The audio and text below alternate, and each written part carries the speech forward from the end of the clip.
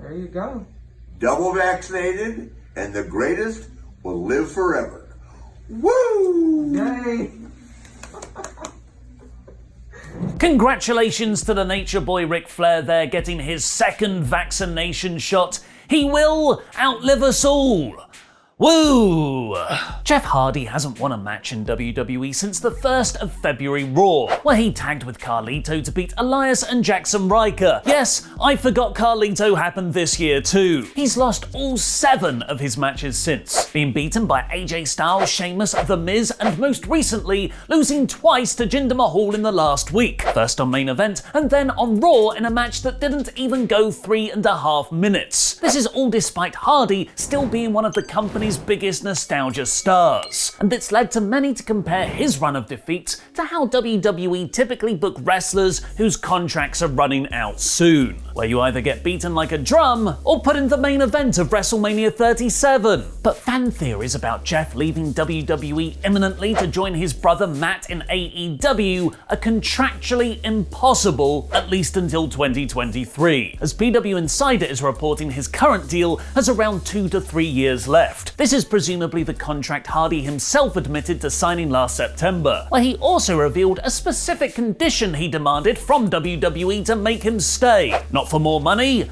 not to win more, but to bring back his No More Words entrance music he used in the late noughties, which sounds like the most Jeff Hardy contract negotiation possible. I want to wear more face paint, I want to make like a masked character called Willow, and I want my favourite song. While WWE are there like with their $5 million a year offer, and they're like, yeah, I mean, you've got us over a barrel here, Jeff. Can we do that for $1 million? Apparently WWE and Jeff are planning to bring No More Words back when fans are consistently in attendance again, which kind of explains why Hardy is effectively being buried on TV right now. They're simply waiting to push him in the future. WrestlingNews.co have been told Jeff is not getting buried and that WWE is simply rotating talent, so some people will be moved to the back burner for now, and the talent that are on that back burner are used to put over the wrestlers they do want to push, like Jinder Mahal at the moment, who has just returned with his new faction of Veer and Shanky, who the site claim is planned for a big push to feud with Drew McIntyre over the summer. What do you think of WWE's treatment of Jeff Hardy? Let me know in the comments down below, because I'll be replying to as many of you as I can for the first 15 minutes after this video goes live from out of nowhere. The report notes that the back burner treatment has also been applied to Angel Garza, Nikki Cross, and Humberto Carrillo over the last 6 months. But now they're being pushed again somewhat, with Garza feuding with Drew Gulak on Raw, Carrillo going for Sheamus' US title, don't worry, he is okay after that botch on Raw, and now Cross making her wrestling return last night. Thanks for your support on Patreon. No one names their kid this anymore, Larry, and fantastic Mr. Good Old Fox.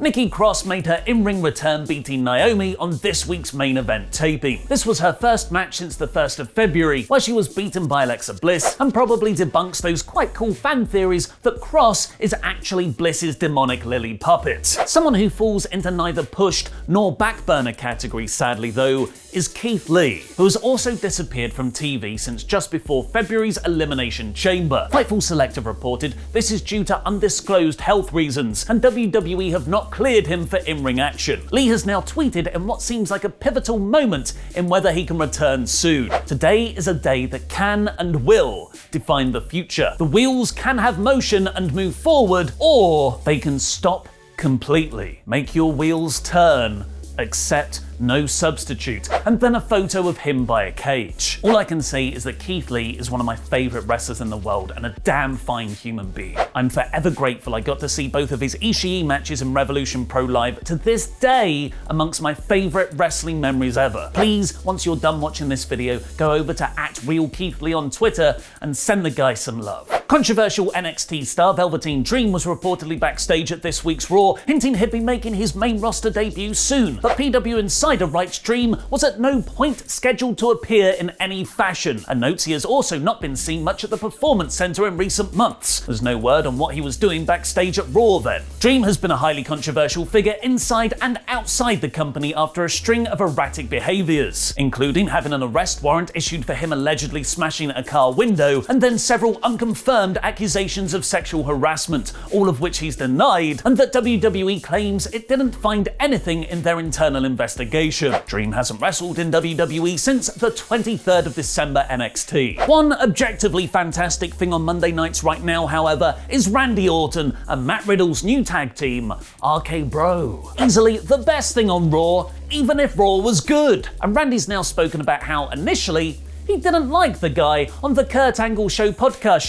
show program. The funny thing with Riddle is when I first met him, my olive branch was basically me just looking at Matt and I go, oh, there he is, just kind of icebreaker, expecting oh hey Randy, my name is Matt, nice to meet you. But instead, Matt just kind of, with the bloodshot eyes, glanced over at me and just kept walking. I remember thinking, that motherfucker. For quite a while I didn't like Riddle, and it was because of that little scenario. It's better than the Randy handshake, I guess. Alleged. Thankfully, Orton loves the guy now. Elsewhere on Raw, Carrillo is said to be totally fine following the botched powerbomb on Sheamus off the ring apron. Mansoor was meant to appear on the show after his debut the previous week, but he was pulled when creative changed. And in a very WWE move, Eva Marie's new Evolution gimmick is actually meant to be a babyface, with Dave Meltzer explaining the backstage idea is that she's a supermodel who worked really hard to get there, and now she wants to help other people, which is so obviously never going to work as a babyface act. Raw's viewership pretty much stayed steady at 1.8 million viewers, but managed to top cable originals in the 18 to 49 demographic for the night, which is very impressive. And Vince McMahon seems to have a plan to boost that even more.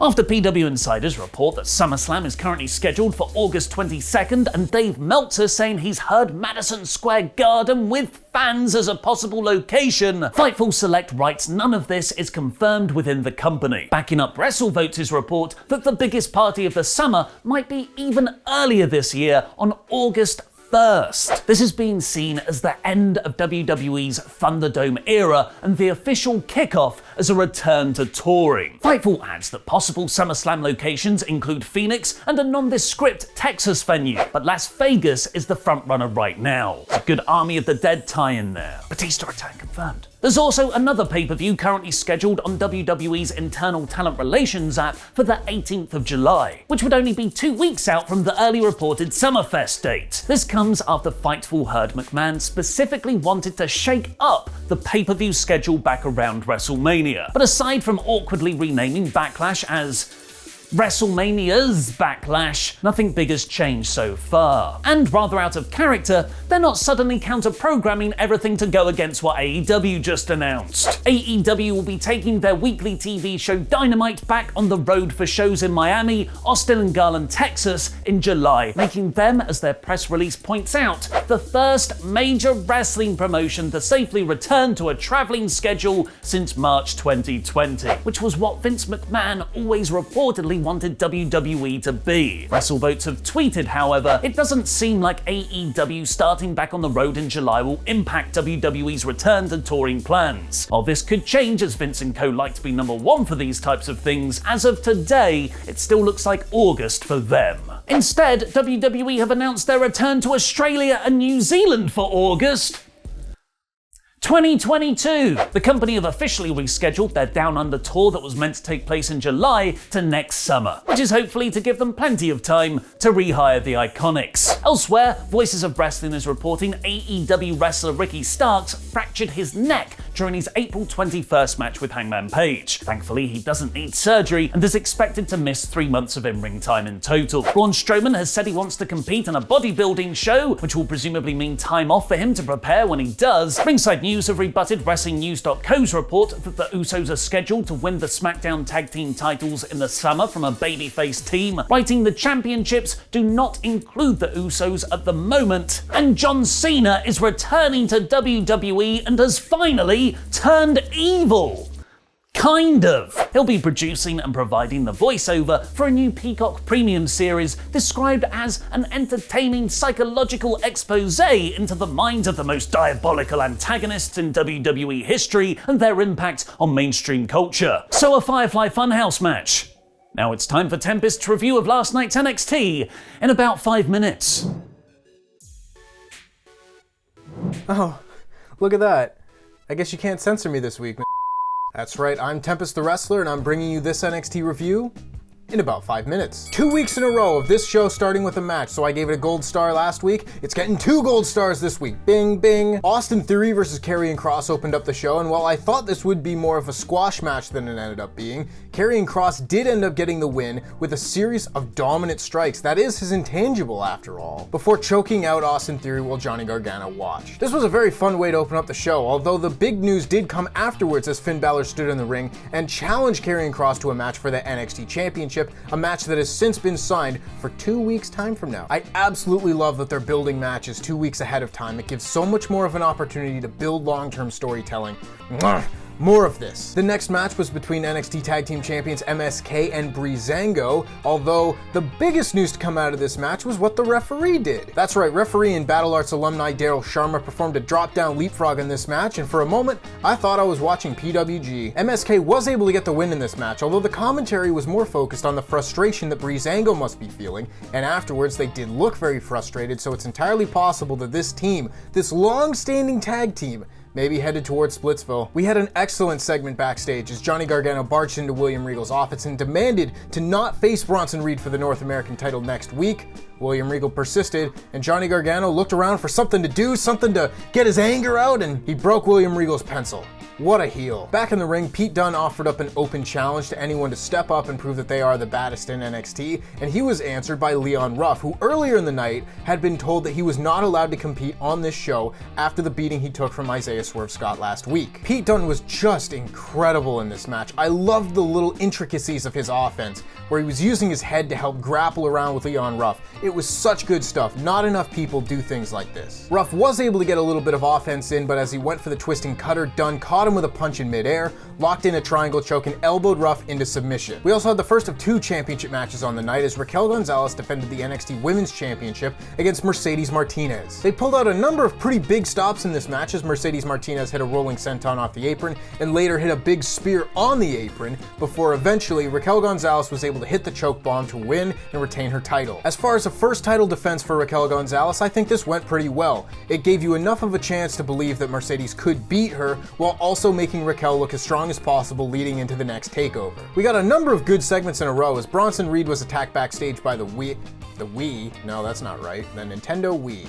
Bronson Reed was attacked backstage by the Way, and later in the show it was announced that his match for the North American Championship next week will be a steel cage match. And then we had a man who I just think has a world of potential in front of him, and that is Isaiah Swerve Scott. Swerve came out and introduced Hit Row, his new faction made up of B-Fab, Top Dollar, and Ashante Adonis. I think this group just has the highest ceiling. If Swerve isn't Bronson Reed's first challenger for the North American title after he wins it next week, I think they're totally missing the boat on this guy. They need to strap the rocket to his back pronto. Cameron Grimes was at an auction bidding on a house, as you do when you're rich, when he was outbid by the grand sum of $20 million. A lot of money. Cameron Grimes thought so too as he went to confront the man, only to find out that once again, it was the $1 Million Man, Ted DiBiase. At this point, I don't even care if these segments go anywhere. I'm perfectly content to watch Ted DiBiase and Cameron Grimes interact in new ways every week until the end of time. We then had a match that I was very much looking forward to, that being Kyle O'Reilly versus Oney Lorcan. As you might expect, these two worked very well together. These two exchanged strikes and submission holds throughout the entirety of the match before finally Kyle O'Reilly was able to hit a brainbuster and the flying knee drop for the win, only to then be attacked by Pete Dunne and Oney Lorcan together and be saved by the returning Bobby Fish. Fish and O'Reilly cleared the ring and were happy to see each other, but both made it known that they were okay going their separate ways for now. As you know in wrestling, people may drift apart, but they always come back together. And finally, we had the main event, NXT Cruiserweight Championship 2 out of 3 falls match between Kushida and Santos Escobar. While I don't necessarily think the 2 out of 3 falls stipulation added anything to the match, it also didn't really detract from it either. This was a very good match, an excellent main event, and hopefully an excellent closing chapter to Santos Escobar's stellar run atop the Cruiserweight division. Legado del Fantasma and MSK were both involved in this match early, but both teams were sent to the back, allowing Kushida and Escobar to have a clean one-on-one match. Needless to say, there was a lot of really good action in this match, with Santos Escobar applying his Boston Crab on the steps, with Kushida's neck being bent against the ring post. I love this move. Do it in all the big matches, please, I beg you. They continued trading submission attempts until finally Santos Escobar managed to hit the Phantom Driver to score the first fall. Kushida then immediately fired up, locking in an armbar and getting the second fall. The bulk of the match took place in this final third fall as Kushida managed to hit a big slam off the top rope and lock in the hoverboard lock, only for Santos Escobar to reach the bottom rope. Kushida would not release the arm, however, and hit a modified dragon suplex for the third fall and ultimately the win. Kushida's biggest strength has always been his wrestling, and if he's going to be a cruiserweight champion that defends this title regularly, oh, we have a lot to look forward to, guys. This is a 5 out of 5 show, an excellent episode of NXT. If you want to hear more about my thoughts on NXT this week, make sure to check out the NXT Review podcast with myself and Luke Owen this week. That's right, Chopper's taking the week off, so Luke is joining me. You'll get to hear his thoughts too. Make sure you check that out and jam that jam. Hello, I'm Adam, hailing from parts unknown, and welcome to Wait, what's going on? Oh my God!